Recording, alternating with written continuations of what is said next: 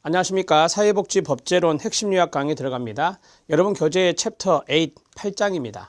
사회복지법제론의 첫 시간인데 사회복지법제론은 핵심 요약 강의에 있는 내용들을 완벽하게 숙지하시고 그 다음에 기출문제 이 정도만 보시면 사회복지법제론은 문제가 되지 않습니다. 사회복지법제론의 지엽적인 부분에 시행령이나 시행규칙 내용까지는 여러분들이 컨트롤하기가 많이 어려워요. 그래서 좀 전략적으로 공부하는 게 필요한데 사회복지법제론의 이 얇은 핵심 요약에 있는 내용들을 거의 머릿속에 숙지하시고 외울 것은 외우시고 그 다음에 기출문제, 역대 기출문제에 개정된 것으로 보시면 되는데 나눔 CPS에서 출간된 것은 다 개정된 걸로 냈습니다. 그래서 문제집 오른쪽 위에 수정이라고 써진 것이 바로 다 개정을 반영한 것입니다. 상당수 있습니다. 그런 것들을 잘 강의를 통해서 보시면 도움이 되실 것 같습니다. 자, 그러면 사회복지법제론 들어가도록 하겠습니다. 사회복지법제론은 총론과 강론으로 구성되어 있는데 총론이 한 3문제 정도 나오더라고요. 그러면 25문제에서 22문제 정도 그게 이제 강론의 문제입니다. 그래서 먼저 총론 앞에 있는 부분들을 좀 해보도록 하겠습니다. 1번은 일반적인 법의 목적 중에 사회정의 실현이 있습니다. Social Justice라고 하죠. 그래서 이 정의는 우리가 거기 나온 대로 첫 번째 평균적 정의. 이 평균적 정의를 산술적 정의 또는 교환적 정의, 절대적 정의라고 합니다. 근데 대표적인 용어가 이제 평균적 정의라고 많이 이야기하거든요. 그 다음에 두 번째가 배분적 정의입니다. 배분적 정의는 위에가 절대적이었으면 이거는 상대적 정의라고 이야기를 하거든요. 우리가 이제 어떤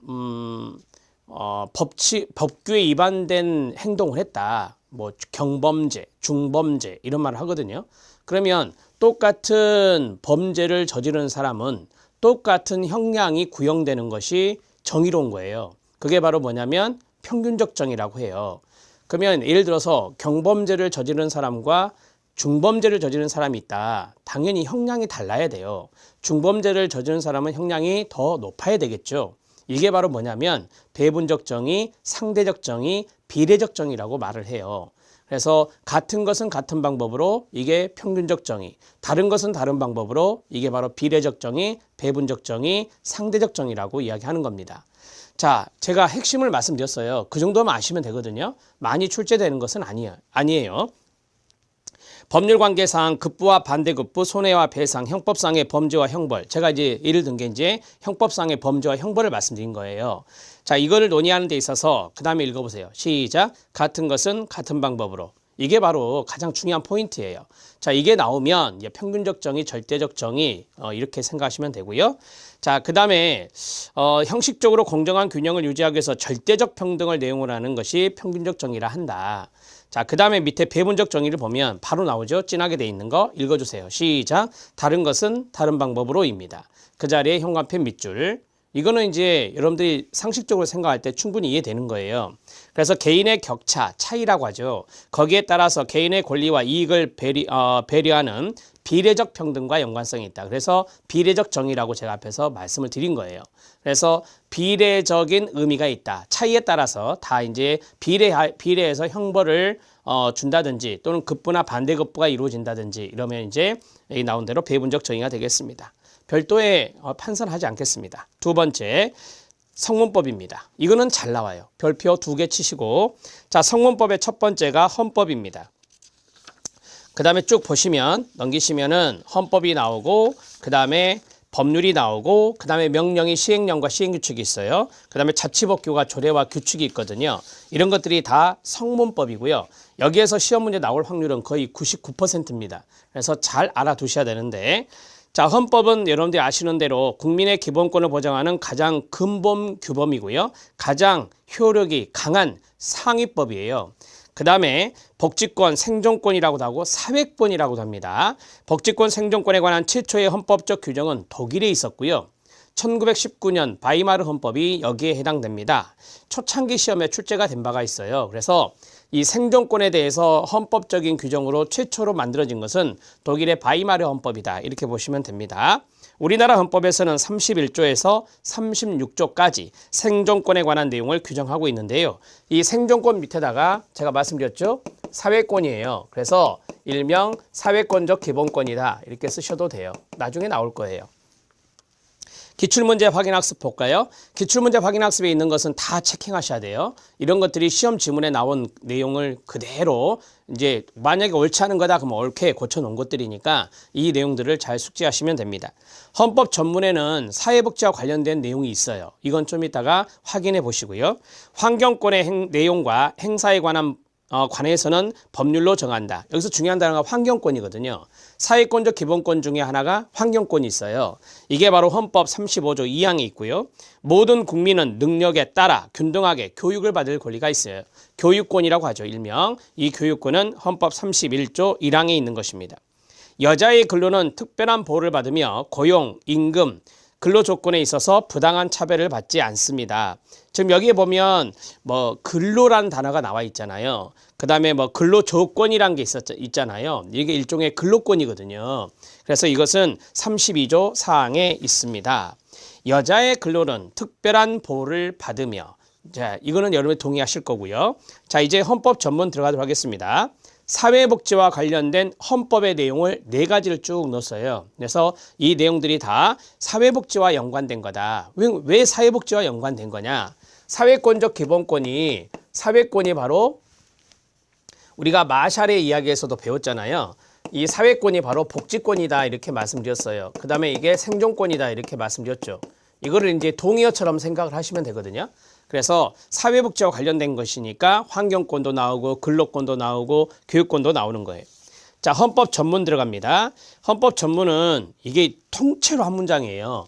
자, 거기에 보면 밑줄 친 부분이 있어요. 이 밑줄 친 부분이 사회복지와 좀 연관성이 있는 건데 정치, 경제, 사회, 문화의 모든 영역에 있어서 각인의 기회를 균등히 하고, 자, 기회 균등을 이야기하고 있고요. 바로 밑에 보면 안으로는 국민 생활의 균등한 향상을 기하고라고 했어요. 국민 생활의 균등한 향상, 이게 이제 삶의 질과 연관성이 있어서 사회복지와 연관성이 있는 내용이다 이렇게 보시면 돼요. 그래서 헌법 전문에는 사회복지와 관련된 내용이 있다라고 하면 맞는 지문이 되겠습니다. 자, 헌법 전문에 있는 내용들은 여러분들이 한번 읽어주시면 될 것 같고요.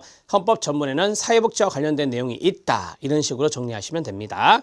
자, 기출문제 확인학습 2번째 들어가는데요. 이게 최근에 나온 거거든요. 별표 2개입니다. 자, 최근에 나온 내용들을 보면 이게 이제 헌법과 연관성이 있는 건데 이게 점점 더 깊이 있게 나와요. 문제가. 이제 낼 거 다 냈다는 거죠. 그래서 깊이 있게 나온 내용이 바로 이건데요. 자, 법령의 제정에 관한 여기서 꺼내야 돼요. 헌법의 내용이에요. 그러니까 헌법에 보면 법령의 제정과 관련된 내용이 쭉 들어있거든요. 그 내용을 이제 문제에다 낸 거죠. 첫 번째 1번은 뭐냐? 국무총리는 총리령을 발할 수 있죠. 이건 여러분들이 다 아시는 거예요. 근데 헌법 95조에 보면 국무총리 또는 행정각부의 장은 장관들을 말하죠. 끊어요. 자, 소관 사무에 관해서 법률이나 대통령령의 위임 또는 직권으로 총리령 또는 부령을 발할 수 있다 이렇게 돼 있거든요. 그래서 국무총리는 총리령을 발할 수 있다는 것은 맞습니다. 그 다음에 두 번째, 행정각부의 장은 부령을 발할 수 있다. 바로 위에서 말씀드렸잖아요. 각부 장관이 부령을 발하는 건데 이 부령이 뭐냐면 시행규칙이에요. 자, 그 다음에 세 번째, 정부는 법률안을 제출할 수 있죠. 여러분들이 알다시피 법률안 제출은 뭐 국회의원들만 하는 게 아니에요. 정부도 법률안을 제출할 수 있어요. 그 대표적인 사례가 1999년에 국민기초생활보장법을 제정했잖아요. 그 국민기초생활보장법에 대한 법안 제출을 행정부에서 했어요. 그래서 정부는 법률안을 제출할 수 있어요. 헌법 제52조에 보면 국회의원과 정부는 여기서 꺼내야 되겠죠. 법률안을 제출할 수 있어요. 국회의원이 법률안 제출하는 건 당연히 아시니까 출제위원이 정부로 낸 거죠. 정부도 낼 수 있다는 것을 아셔야 됩니다. 네 번째입니다. 법률안은 국무회의의 심의를 거쳐야 된다라고 했어요. 이게 좀 깊이 있게 나온 거예요. 여러분들이 아시다시피 국무회의란 게 있어요. 이 국무회의의 심의기구인데 이 심의 안에 법률안 심의도 들어있어요. 그러니까 여러분들이 법률안 심의? 이건 국회에서 하는 거 아닌가? 틀렸다 하시면 안 돼요. 정부도 법률안을 낼 수가 있기 때문에 이 국무회의에서 법률안을 심의하는 절차를 거쳐야 되는 거예요. 그러면 좀 더 디테일하게 보면 헌법 제89조 다음의 사항은 국무회의의 심의를 거쳐야 한다라고 돼 있어요. 국무회의의 심의를 거쳐야 한다. 그 자리 밑줄. 그래서 쭉 내려오면 3번 봐보세요. 3번. 헌법 개정안이라든지 국민투표안이라든지 조약안이라든지 그다음에 법률안이 있잖아요. 법률안의 동그라미 그리고 대통령안이 있어요. 대통령령안이 바로 시행령안이거든요. 이런 것들은 대통령이 바라는 거예요. 그래서 국무회의 심의를 거쳐야 되는 겁니다. 3번 정도 아시면 돼요. 3번의 별표. 헌법 개정안도 심의 거쳐야 되고 국민투표안도 심의 거쳐야 되고 법률안, 조약안, 대통령령안 이런 것들이 다 심의를 거쳐야 되구나. 이 정도만 아시면 돼요. 나머지 것들이 많은데 이 내용들은 참고만 하셔도 됩니다. 1번에 보면 국정의 기본계획, 정부의 일반정책 당연히 심의해야 되겠죠. 선전, 강화, 기타 중요한 대외 정책도 심의를 해야 되겠죠. 예산안 결산 뭐 이런 것들은 좀 이제 기획재정 쪽이니까 예산안 결산, 국유 재산 처분의 기본계획, 국가의 부담이 될 계약, 기타 재정에 관한 중요 사항, 대통령의 긴급명령 많이 들어보셨죠? 긴급명령도 명령에 해당되거든요. 긴급명령, 긴급재정, 경제처분, 명령 또는 계엄과 그 해제 이런 것들도 마찬가지 국무회의 심의를 거쳐야 됩니다. 여러분들이 최근에 이런 말 들어보셨죠? 긴급재정명령 이런 거 들어보셨을 거예요. 국가가 이제 상당히 큰 재난에 빠져 있다. 그러면 대통령이 긴급재정명령을 할 수 있거든요. 그러면 그 긴급재정명령을 그냥 대통령이 이야기하고 바로 하면 안 되고 국무회의 심의를 거쳐서 해야 한다는 것이에요. 그 다음에 군사에 대한 중요 사항, 국회 임시의 집회 요구, 영전 수여, 사면, 가명, 복권, 행정 각부 간의 권한의 확정, 정부 안의 권한의 위임 또는 배정에 관한 기본계획, 국정 처리 상황의 평가 분석, 행정각부의 중요한 정책의 수립과 조정, 정당 해산의 제소, 정부의 제출, 회부된 정부의 정책에 관계되는 청원의 심사, 검찰총장, 합동참모의장, 각군 참모총장, 국립대학교 총장, 대사, 그리고 기타 법률이 정한 공무원과 국영기업체 관리자 임명도 이 심의를 거쳐야 됩니다. 우리가 국립대학교 총장님들 있잖아요. 사립대학교는 상관없고요. 이 국립대학교 총장만큼은 국무회의 심의를 거쳐서 이제 임명이 되는 거예요. 그다음에 기타 대통령, 국무총리, 국무위원이 제출한 사항에 대해서 국무회의에서 심의를 하게 되는 겁니다. 3번 정도만 하시면 돼요. 우리는 법제론 시험이라 이런 것들이 나온 거예요. 자, 그 다음에 법률은 특별한 규정이 없는 한 공포한 날로부터 20일 동그라미. 이 지문은 시험에 많이 나온 거예요. 21을 경과함으로써 효력을 발생하는데요. 53조 제7항에 있는 것입니다. 자, 여러분들이 아시다시피 법률안이 이제 딱 통과가 되면, 국회 통과되면 대통령한테 보내요. 그러면 대통령이 여기에 대해서 서명, 공포를 하거든요. 그러면 공포한 날로부터 별다른 사항이 없으면 공포한 날로부터 20일을 경과함으로써 효력이 발생하는 거예요. 그래서 20일 숫자를 잘 기억해 놓으시면 됩니다. 자, 그러면 여기에서 헌법 53조를 한번 보시죠. 여기에 보면 숫자가 많이 나와요. 그 숫자를 좀 조심하시고 헌법 53조 1번 국회에서 의결된 법률안은 정부에 이송한다 했었죠. 10월 이내에 대통령이 공포한다라고 했어요. 10월 이내에 대통령이 공포한다 가로 묶어주시면 돼요. 자, 시뮬레이션을 하면 자, 국회에서 법률이 통과됐다. 그러면 정부로 이송한다. 자, 그러면 이송되었잖아요. 이송된 날로부터 10월 이내에 대통령이 공포하는 것입니다. 법률안에 이의가 있을 수 있어요. 여러분들이 아시다시피 이 대통령이 이 의서를 붙여서 국회에 다시 보낼 수 있어요. 자, 환부하고 그 제의를 요구할 수 있어요. 국회 폐회 중에도 또한 같고요. 자, 둘 다 15일 이내잖아요. 근데 15일 숫자에서 1번이 중요하고 2번은 별로 중요한 거 아니에요. 여러분들이 알다시피 자, 잘 들어보세요. 대통령이 이걸 받았어요. 그래서 이 환부서를 이제 이의제기하면서 환부서를 보내는데 환부로 하는데 다시 한번 의논해 주세요라고 요구할 수 있는 거예요. 자, 이거 조심해야 된다 했는데 그게 뭐냐면 대통령이 알아서 자기가 수정해 갖고 보내면 안 돼요. 수정해서 보내면 안 되고 다시 의논해 주세요라고 요구만 할 수 있는 거예요. 이렇게 정리하시면 되고요. 제가 이제 금방 말씀드린 것이 3번에 있어요. 3번 별표. 자, 대통령은 법률안의 일부에 대하여 법률안을 수정하여 여기서 끊어요. 제의를 요구할 수 없다예요. 여기 마지막에 있다 X. 대통령이 수정해서 어떻게 제의를 요구합니까? 그거는 말이 안 되잖아요. 그래서 그냥 제의해 주세요라고 요구만 할 수 있는 거지 수정해서 제의를 요구할 수는 없다는 것 기억하셔야 됩니다. 이따 X입니다. 자, 제의의 요구가 있을 때 국회는 제의에 붙이고 제적위원 과반수의 출석과 출석위원 3분의 2 이상의 찬성으로 전과 같은 의결을 하면 그 법률안은 법률로서 확정이 되는 것입니다. 자, 국회에 이제 제의를 보냈죠. 제의 환부했잖아요. 대통령이. 뭐 국회가 여기에 대해서 다시 뭐예요? 네, 제의를 해요. 제의를 이제 붙이고 국회의장이 붙이겠죠. 그렇게 해서 과반수 출석하고 출석 인원의 3분의 2 이상이 찬성을 했다. 그러면은 전과 같은 의결이 이제 나타난 거예요. 이전에 그 제의를 이제 했는데도 불구하고 수정하지 않겠다는 거죠. 대통령이 제의했는데도. 그러면 전과 같은 의결을 하면 그 법률안은 법률로서 이제 확정이 되는 겁니다. 더 이상 수정 제의가 될까요? 더 이상 제의가 될까요? 법률에서 이제 끝났는데요, 뭐. 그 다음에 대통령이 10월 이내에 공포나 제의의 요구를 하지 아니한 때에도 그 법률안은 법률로서 확정이 되는 겁니다. 자, 거기 보면 제가 앞에서 그랬잖아요. 1번에서 10월 이내에 공포해야 된다 그랬어요. 근데 공포를 하지 않았어요. 그 다음에 제2의 요구도 없어요. 그러면 어떻게 마냥 기다릴 수 없잖아요. 그래서 그거는 그 법률안은 법률로서 확정이 되는 거예요. 자, 거기 5번도 체킹해 주시고요. 대통령은 제4항과 제5항의 규정에 의해서 확정된 법률을 지체 없이 뭐 해야 되죠? 네, 법률로 확정이 됐잖아요. 그럼 공포해야 되는 거예요. 제5항에 의해서 법률이 확정된 후 제4항에 의한 확정 법률이 정부에 이송된 후 5일 이내 대통령이 공포하지 아니할 때는 국회의장이 이를 공포할 수 있어요. 공포합니다. 자, 여기까지 너무 깊어요. 그래서 이 정도는 놔두고 법률은 특별한 규정이 없는 한 이거 나왔다겠죠. 여러 번 나왔다 했어요. 특별한 규정이 없는 한 공포한 날로부터 20일을 경과함으로써 효력을 발생하는 것입니다. 그래서 여러분들이 숫자 쭉 보시면 15하고 20이 보여요. 요 숫자 15, 20 이 두 가지를 잘 기억하십시오.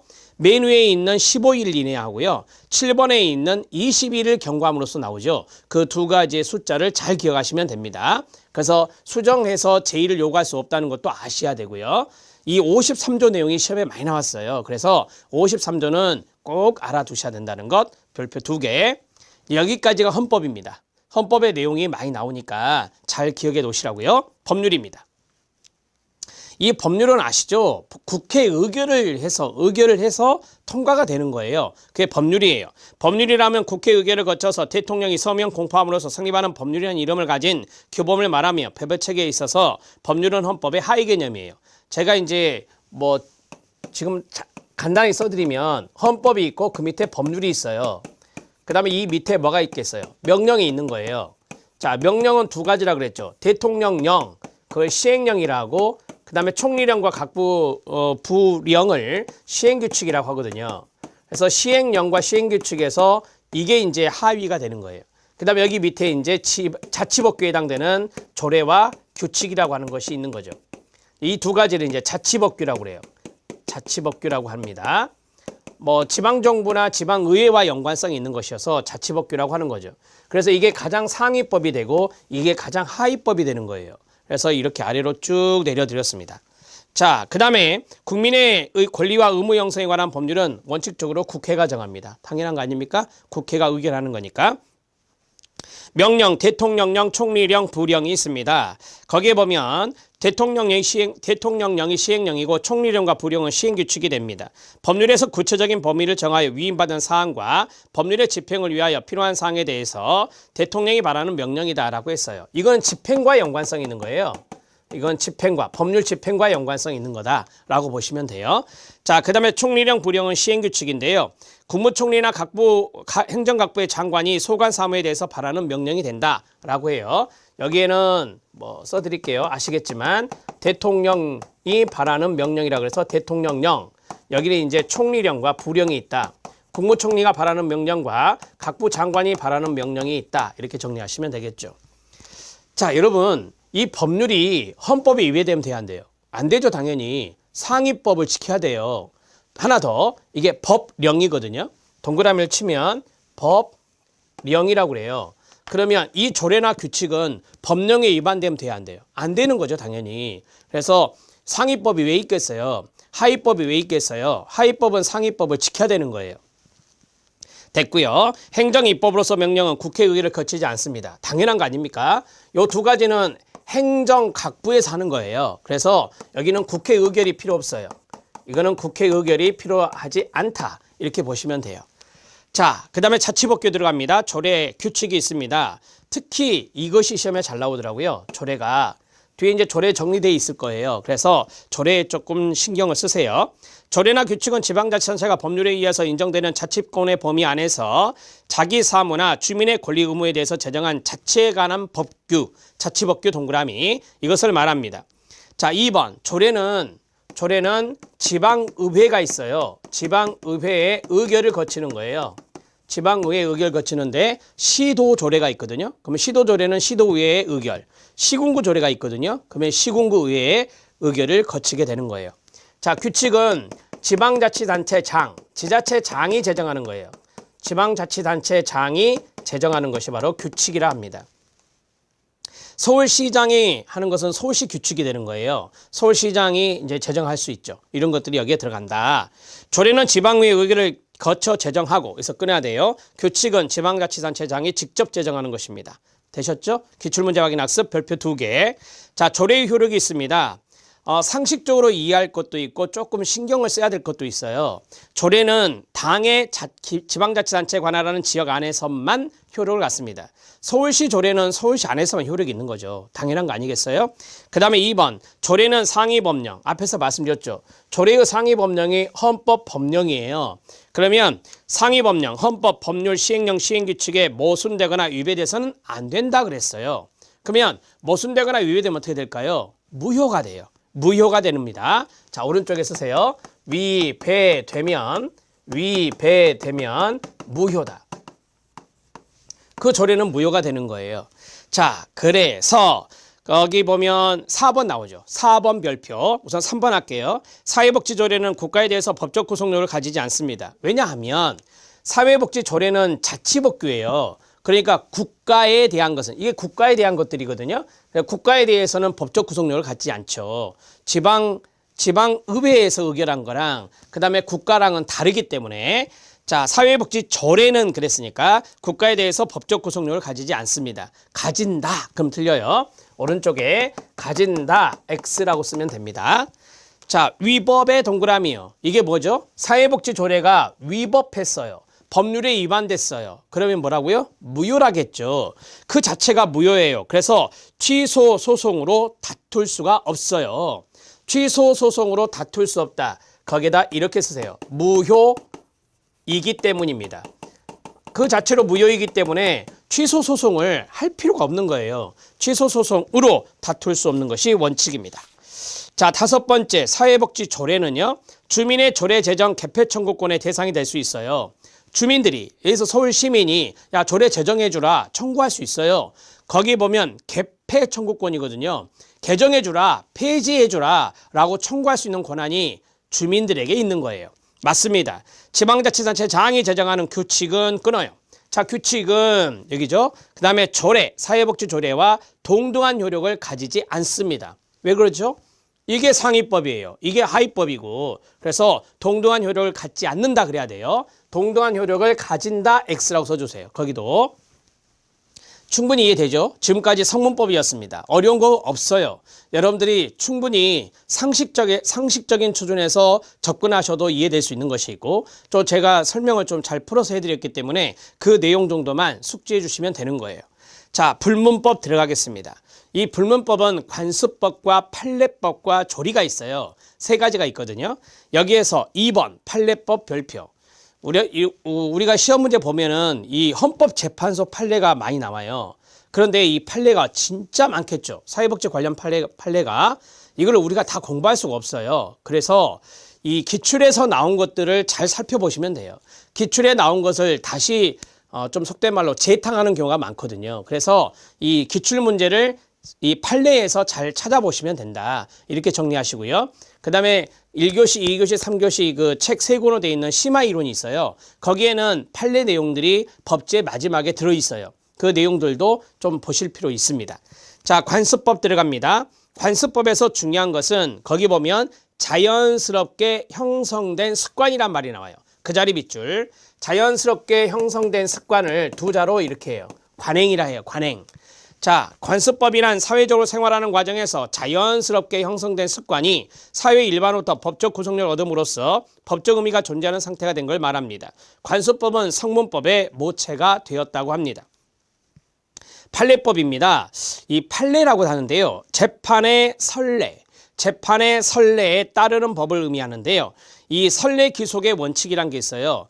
여러분들이 알다시피 똑같은 사건에서 법원의 판결이 있잖아요. 대법원 판결이 나면 그게 일종의 다른 이제 같은 사건의 하위심, 그러니까 고등법원이나 지방법원 거기에서 하위심인데 이 대법원의 판결이 나오면 그걸 따라가는 거예요. 그걸 우리가 판례라고 하고요. 선례 기속의 원칙이라고 하거든요. 선례 기속의 원칙 밑줄 쫙 그어주세요. 판례는 일종의 법원으로서 작용하게 되고 우리나라의 경우에는 법원조직법 제8조에서 상급 법원의 재판에 있어서의 판단은 당해 사건에 관하여 하급심을 기속합니다. 그래서 우리가 선례 기속의 원칙 이렇게 말하는 거예요.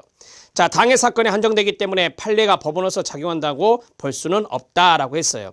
그러니까 똑같은 사건에 한정되는 것이다 라고 보시면 되겠습니다. 기출문제 확인 학습입니다. 국민연금에 대한 헌법재판소의 결정 내용입니다. 자, 여기가 이제 최근에 출제된 거거든요. 그래서 별표 2개 쳐주시고요. 국민연금 제도는 이 딱 보면 법제하고 정책의 문제가 약간 믹싱된 문제예요. 보십시오. 국민연금 제도는 현재 세대에서 다음 세대로 국민 간의 소득 재분배 기능을 한다. 맞습니다. 자, 여러분들이 알다시피 국민연금은 노령 세대가 됐을 때 받는 거거든요. 그렇죠. 그런데 많은 그 현재 세대, 근로세대를 할게요. 이 현재 세대에서 다음 세대로 국민 간의 소득 재분배 기능을 할 수 있는 거예요. 그래서 우리가 이것은 뭐 세대 간 재분배 이런 말을 쓰기도 해요. 그래서 현재 세대, 다음 세대 계속해서 돈이 많이 모이잖아요. 몇백조가 모인단 말이에요. 이 모인 돈 갖고 다음 세대의 연금, 그 다음 세대의 또 연금, 후세대를 할게요. 후세대의 연금, 그게 지급될 수 있는 거예요. 그래서 소득 재분배 기능이 기본적으로 국민연금에는 있어요. 그 다음에 국민연금 보험료는 조세로 볼 수가 없어요. 여러분이 알다시피 국민연금 보험료는 이거죠. 정책에서 배웠는데요. 사회보장세라고 해요. 사회보장세랑 조세랑은 달라요. 조세가 아니죠. 사회보장세가 바로 사회보험료가 사회보장세다 이렇게 말씀드린 바가 있어요. 그래서 조세라고 볼 수 없어요. 별도예요. 자, 그 다음에 세 번째. 국민연금의 소득 재분배 기능은 고소득자의 재산권을 침해하는 것이 아니다. 이거 여러분들 이제 판례에서 좀 이렇게 볼 때 기본적으로 좀 생각을 하셔야 돼요. 예를 들어 볼게요. 국민연금이 소득 재분배 기능이 있다고 그랬잖아요. 근데 그게 고소득자의 재산권을 침해한 것이라면 이거 국민연금 안 내야 되는 거예요. 국민연금 재산권 침해면 이거 헌법에 위배되는 거거든요. 헌법에 위배된 걸 국민연금 제도라고 했을 때 국민연금을 지속시킬 수가 있을까요? 당연히 못하죠. 그래서 이 고소득자가 이 기준소득월액이 높잖아요. 그러면 이제 고소득자 같은 경우는 국민연금 보험료를 많이 내야 돼요. 그래서 이런 게 나온 거예요. 고소득자의 재산권을 침해하는 것이라고 볼 수 없어요. 이거는 사회보험이에요. 강제성이 있는 사회보험이기 때문에 소득 재분배 기능이 공익적인 목적이 더 커요. 그래서 고소득자의 재산권을 침해한 것이라고 볼 수 없다. 이렇게 판시한 겁니다. 네 번째, 국민연금 제도는 헌법상의 시장경제 질서에 위배되지 않는다. 만약에 국민연금이 헌법상의 시장경제 질서를 위배한다면 국민연금은 사라져야 돼요. 헌법에 위배되는 거니까. 그런데 시장경제 질서에 위배되지 않는다라고 판시되어서 국민연금을 존속시키고 있고 계속해서 가입하고 있는 것이죠. 다섯 번째, 공적연금 수급권은 재산권 보호의 대상이 됩니다. 여러분들 알다시피 공적연금에 공무원연금도 있고 군인연금, 사력교직원연금, 별정우체국직원연금, 국민연금이 있어요. 이 5가지 우리가 공적연금이라 하거든요. 그러면 공적연금을 받을 권리가 수급권이에요. 연금을 받으니까 이게 재산권이 되는 거죠. 그래서 재산권 보호의 대상이 된다라고 해요. 그래서 국민연금법에 보면 어느 정도의 연금보험에 대한 급여는요. 연금 급여는 압류할 수가 없어요. 그래서 재산권 보호 대상이 된다라고 보시면 돼요.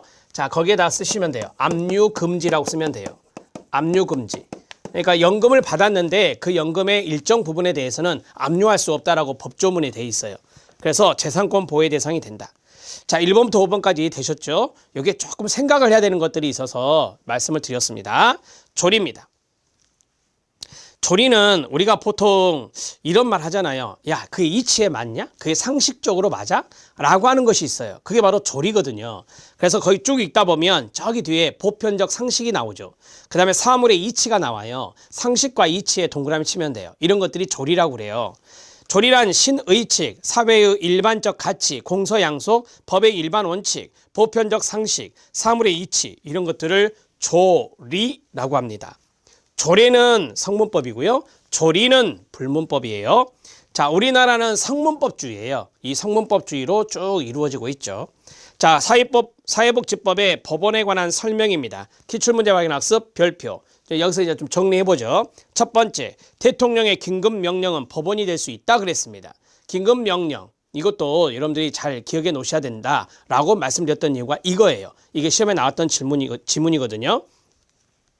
그 다음에 국무총리는 사회복지관에서 총리령을 직권을 제정할 수 있나요? 그렇습니다. 법률의 위임에 의한 조례는 법률과 동등한 자격을 갖지 않는다. 잘 보세요. 법률은 여기 있어요. 조례는 여기 있고요. 당연히 이 두 가지가 동등한 자격이 없듯이 이 두 가지도 동등한 자격을 가지지 않아요. 자, 법령의 범위를 벗어난 조례는 법적 구속력이 없다. 왜요? 여기 있네요. 무효이기 때문에 법적 구속력이 없는 것이에요. 위반됐으니까. 자, 그 다음에 관습법은 사회복지법의 법원이 될 수 있습니다. 불문법주의를 취한 나라라면 관습법은 사회복지법의 법원이 될 수 있는 것입니다. 여러분, 이 문제에서 우리나라라는 말이 들어있지 않잖아요. 우리나라의 사회복지법이 아니에요. 그래서 일반적으로 사회복지법의 법원에 관한 설명 이렇게 나온 거예요, 문제가. 그래서 관습법은 사회복지법의 법원이 될 수 있다라고 해야 돼요. 자, 없다 X 이렇게 정리하시면 됩니다. 법제 문제는 이런 걸 연습을 많이 하셔야 돼요. 이게 다 시험화 되는 것이니까 정리해 주시면 되겠습니다. 자, 이제 일반법과 특별법, 사회복지 관련 법률 간의 효력 이렇게 5번까지 해보도록 하겠는데요. 자, 거기 일반법과 특별법 여러분들이 여기에서 알고 계시는 게 하나 있어요. 이 두 가지가 충돌하잖아요. 그럼 특별법이 우선입니다. 자, 법의 효력이 미치는 범위를 기준으로 하는데요. 일반법은 장소적, 인적, 사항적인 제한이 없어요. 아주 포괄적이라는 거죠. 제한이 없이 적용되는 법을 일반법이라고요. 특별법은 여기 나오죠. 특정 지역, 그 다음에 특정인 이거 나오죠. 두 가지 밑줄. 특정 지역, 특정 또는 특정 사항에 대해서만 적용하는 법을 말해요. 이것이 이제 특별법이 되는 겁니다. 자, 특별법 우선의 원칙이 있어요. 특별법하고 일반법이 상충되잖아요. 그러면 특별법이 일반법에 우선한다는 원칙이 됩니다. 자, 세 번째 사례를 보도록 하겠습니다. 사례를 보면 사회복지사업법은 일반법이며 그 적용법률이 있는데 그 적용법률이 31개의 법률이 있거든요. 그래서 그 31개 법률 나중에 사회복지사업법에 배울 거예요. 이 개정되어서 이제 31개까지 됐어요. 그러면 여기가 사회복지사업법이 있고 거기에 이제 적용을 받는 법률이 31개가 있는 거죠. 그러면 어떤 게 특별법일까요? 31개예요. 이게 일반법이고 이게 이제 특별법이 돼요. 그래서 이 31개의 뭐 노인복지법, 장애인복지법, 아동복지법, 국민기초생활보장법 여러 가지 법률이 있거든요. 그러면 이 녀석들이 먼저 적용되는 거예요. 특별법 우선이에요. 자, 그 다음에 구법인 4번 체킹. 이건 시험에 나온 겁니다. 자, 신법과 구법이 충돌하면 신법이 우선인데요. 이것보다 더 강력하게 작용하는 것이 일반법과 특별법의 특별법 우선이에요. 그래서 이제 이렇게 정리하시면 돼요. 자, 구법인 특별법이 있고 구법인 특별법이 있고 신법인 일반법이 있어요. 자, 그러면 여기에서 더 크게 작용하는 것이 특별법 우선이다 이렇게 말씀드렸죠. 이게 우선이다 이거죠. 이렇게 정리하시면 됩니다. 구법인 특별법과 신법인 일반법 간에 충돌이 있는 경우에는 같이 읽어요. 시작. 구법인 특별법이 우선 적용된다. 4번이 시험에 나온 지문이에요. 4번 지문 별표. 자, 5번 들어갑니다. 사회복지 관련 법률 간의 효력. 상위법이 우선이죠. 상위법이 우선이에요. 신법이 우선이죠. 신구. 자, 개정이 됐어요. 그러면 신법이 우선이다라고 하는 거고요. 특별법이 우선이죠.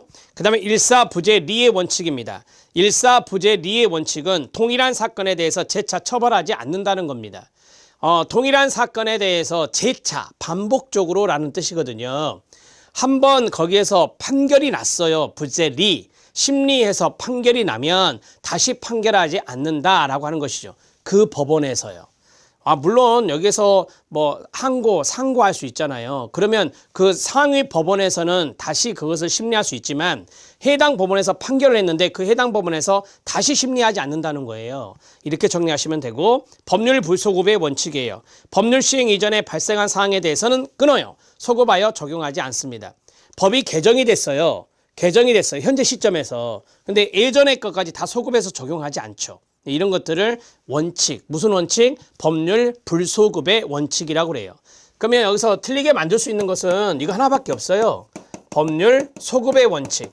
법률 소급의 원칙이 아니라 불소급, 아니불자가 들어가야 돼요. 여기에 아니불자가 들어가야 된다. 그래야 오가 된다. 이렇게 정리하시면 되죠. 법률 소급의 원칙 하면 틀려요. 자, 정리가 됐습니다. 여기 5번까지 이번 시간에 하고 6번은 제가 앞에서 말씀드렸던 사회권적 기본권 구체적인 규정부터 보겠습니다. 좀 설명할 게 많아서요. 여기서 끊겠습니다. 열심히 공부하시기 바랍니다. 수고하셨습니다.